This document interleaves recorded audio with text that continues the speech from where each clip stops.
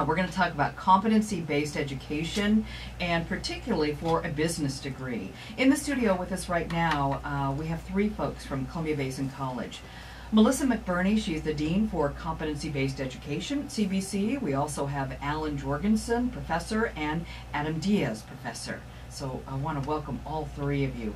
And Melissa, I'm going to start with you because what is competency-based education in a college setting?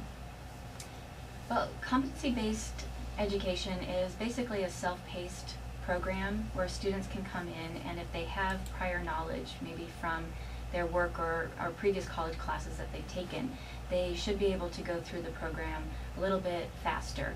So we have basically a blanket tuition rate for the entire term. Is it a 2-year business degree? What is it? Yeah, it's our business direct transfer agreement.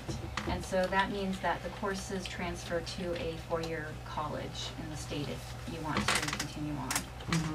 And what we've done is we've taken 18 courses and made them competency-based. So if somebody was coming to CBC and doing the business DTA in a normal mode, they would have more options as to what classes they're taking. But because we didn't have the money to make every single class at CBC competency-based, we've taken a core of 18. So the students know exactly what classes they're going to need to finish. If they come with some college already, we can take the things that they've already taken and apply them to it, so they might not have as many courses that they're going to have to complete to get the degree. Mm-hmm. And just to clarify, this will set them up to transfer into a 4-year education, 4-year institution perfectly. So they go right into their junior year in pursuing an accounting or economics or marketing or general business degree. This gets the first 2 years of that education out of the way. Mm-hmm.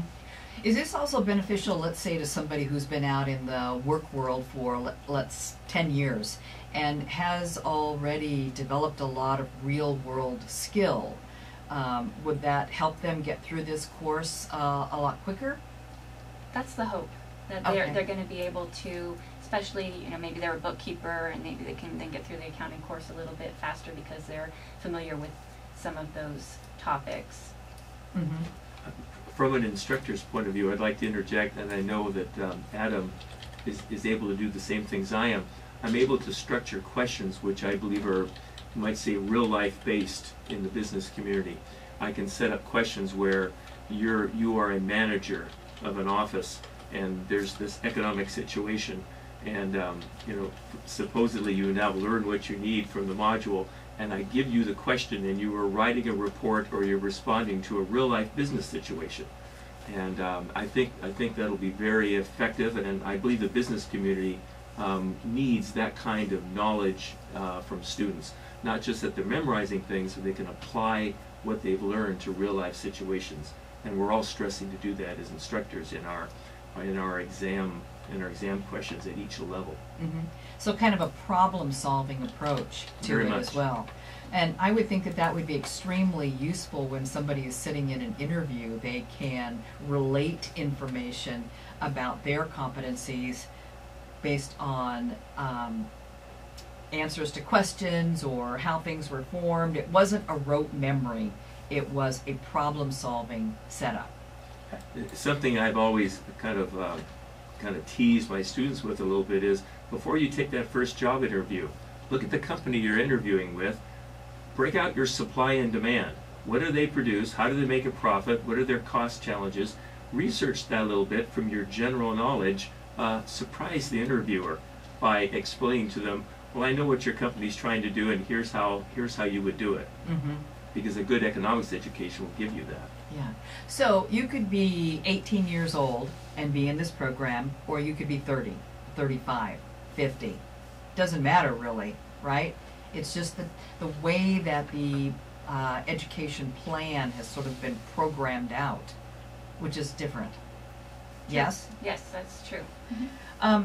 So you were telling me before also that this is kind of a collaborative program with other colleges or universities. Tell me more about that. Yeah, Columbia Basin College is the lead in the pilot, and we have several other colleges in our system that will be sending us students in January. All of the staff that's been working on this, as well as the faculty, are Columbia Basin College employees, but we will have students from Bellevue, Centralia, Everett, Olympic, Pierce and Tacoma. So, Wow. yeah, it's going to be pretty exciting. You guys are pretty cool then, huh? We think so. Yeah. Yeah, I think so too. And you know, the other point that just kind of caught my attention was this thing called a completion coach. Wow, I love that idea. So, Adam, that means that somebody is going to get a lot of, they're not just a counselor, but the whole thing is geared toward complete. Absolutely. Because we're focused on competencies or mastering this certain material, we want to make sure that people are supported all the way along the way. And in doing that, there's two things that I think are really unique to this program. Like you mentioned, we have the completion coach. So this is a full-time staff completely dedicated to helping students be successful. And that can be take all different forms, whether it's just weekly or bi-weekly check-in phone calls or emails, or seeing if you're having trouble with the technology or the course, or really just anything to help the students be successful. I think the other thing that's unique about this program is that the instructors really take on that role as well. I think Alan would attest as well that we view ourselves both as instructors and coaches to really be able to help the students master this material. Well, are you talking to people? I'll get to that one second. What's nice about what Adam just brought up is that sometimes students are a little uncomfortable about immediately dealing with the professor, the instructor, about some of their problems. For whatever reason, having that third person, having this completion coach, kind of gives a bit of a middleman, a middle person approach that I think makes them relaxed and a little more willing to share, here's some of my problems and can you help me? So it's not like the instructors aren't available, this just gives them another avenue, which is really a good thing, I believe. I've seen it work pretty effectively so far. We really developed a culture of giving the students as much opportunity to succeed as we can and giving them as much support as they need. All right, we're going to take a break here. We'll be back, though. I want to learn more about this and just talking and considering the difference between learning via a computer or learning in a classroom setting. We're back in a moment. One of the things that we've learned in talking about education these days is that students learn in so many different ways. And here is this new way now. I mean, online education has been around for a while, but you're sort of like hiking up online education. You're adding more elements to it, it sounds like, and really trying to gear towards students being successful. So I want to talk a little bit about interacting with students, because originally I'm thinking, oh, I'm a student, I'm just staring at a computer and I'm having to learn all by myself. That's not the case, though, necessarily, is it? It's not the case at all. Both Adam and I, as instructors, we're available to students in a myriad of ways. Not only traditionally by email and messages within the course, we're also available with a video conference, live at the moment. We can bring up a whiteboard, the modern equivalent of a chalkboard, and actually in real time go through a problem with the student step by step, or have them actually go through the problem, and we're making corrections or augmenting their answers as they go along. In a lot of ways, we can still capture that face-to-face in the classroom teacher-student experience. Okay.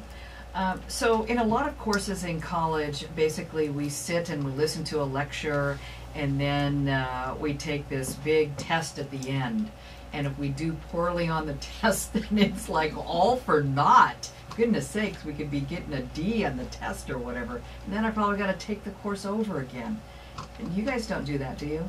Yeah, Please. great question. We kind of look at that as a kind of a high stakes model, like you said, where you're studying and the course term is going to end when it's going to end, regardless of whether you were up to date or up to speed on the material or not. And then you have this big one opportunity, a final exam, or maybe a final and midterm to show what you know. We take a slightly different approach in that we are very much project-based. We want the students to show us in really real, tangible ways what they know. And that's not usually in a high-stakes test. It's more usually in some sort of a project or an assignment or case study, sometimes writing, but it gives the students an opportunity to show what they know rather than just go through an examination process. I'd like to add to what Adam said in a very important regard, and that is, on these projects, if the student doesn't get it right the first time, if they don't master it, they get as many chances as they need to be able to correct that. So the learning never stops. We don't, okay, now it's time to move on to chapter 2, module 2. You move on to the next chapter when you've mastered it, and you get multiple opportunities, as many as it takes, to achieve that mastery. That's very different from traditional education. That's a great point, because we're not in the business of failing students. The students go until they either stop going, stop trying, or they pass, or they become competent, they master the material. And they've got all the support of the instructors and the completion coach along the way to help them get there. Well, I think that would be really valuable because, Alan, you're teaching economics and business law, which most students at most colleges rank very low, sorry, undesirable. And then, Adam, you're teaching accounting. So both of those, I mean, you have to master the information. So you have multiple opportunities to learn that in your program, I take it. I had a student just the other day who had reached the mastery level, adequate level, to move on to the next module. When I graded her performance assessment exam and sent it back to her, I encouraged her. I said, you are really close to acing this level. Look carefully at my comments, review the material, you know, encouraging her to get a perfect score. They can do that at each and every level of any course if they wish. Very different from traditional education. So students are paying, basically, you said, a term dollar amount for Correct. 6 months. And then what about textbooks?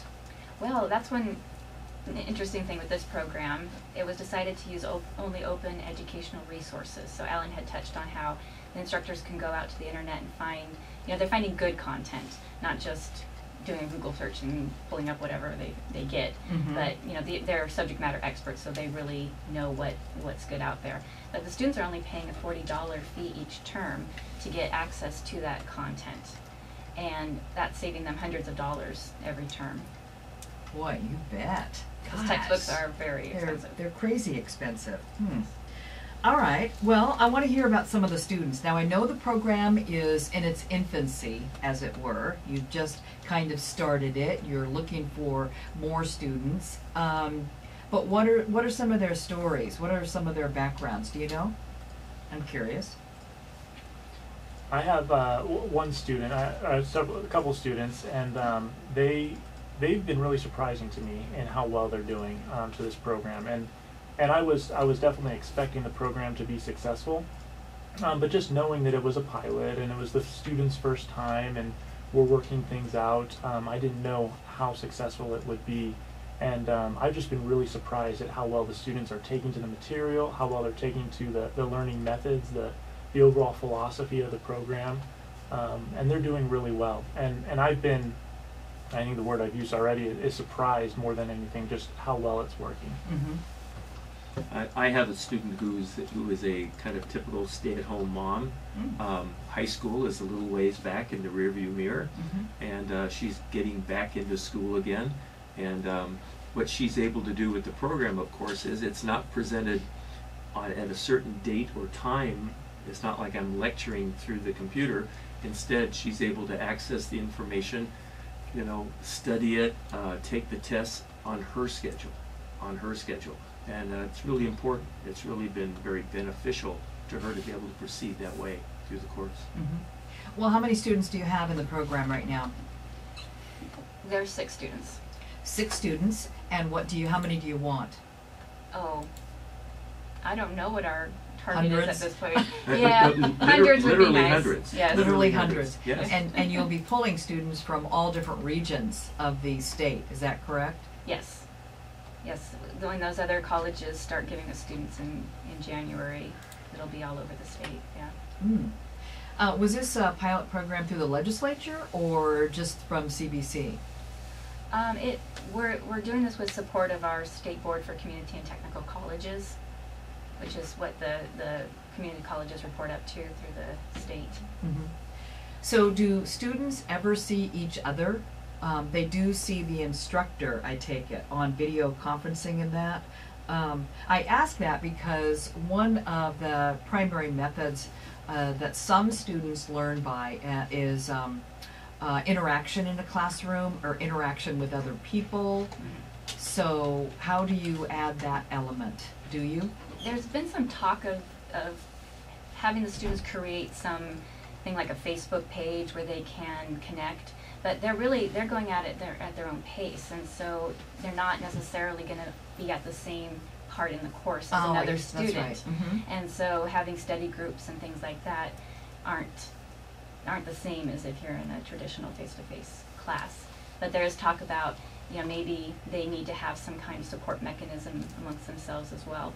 And it's, even though it's a little bit less natural to do that, the students are interacting. In my course particularly, I've already seen them bounce back and forth with some ideas or access to some resources, because the platform we use, the Canvas is what it's called, has that ability for discussion board, discussion topics, and so students can post things in a public forum, or at least public to the student body. Mm-hmm. And so as the student population grows, we would definitely expect to see more interaction, just even inside the class group. So that, is something that could be done. I would add to that just quickly, we have something available to us as instructors called a collaborate room, and we can actually set up rooms, in essence, within the course for students to work on projects together or particular parts of the course. So there will be more and more opportunity for students to work together, learn together, as we grow the program. Mm-hmm. Another important thing to point out is that these students do have a campus that they are affiliated with, and so the students can come to the physical campus. They can get resources like through the library, they can go to the student services to talk to financial aid, all of that stuff. So it's not like they're not out there on their own. Okay, so competency-based education for this business degree, if this turns out to be a successful approach, it sounds quite promising. Will it be applied, do you think, to other areas, other educational areas besides business? It could. Other colleges in our system are looking at competency-based education, and actually our computer science program, they did some pilot with a competency-based approach as well. All right, so basically if you're looking for information, you can go to columbiabasin.edu. Then when you get to the website, you can search for competency-based education. That's what I did, and I'm looking at it now. So I think that works. I want to thank you, the three of you. Thanks so much. And if anybody has any questions, they can look up Melissa McBurney. They can look up Alan Jorgensen and Adam Diaz. Thank you, all three of you. Appreciate your time today, and good luck on the program. Thank you. Thank you. Yeah, we're back in a moment here.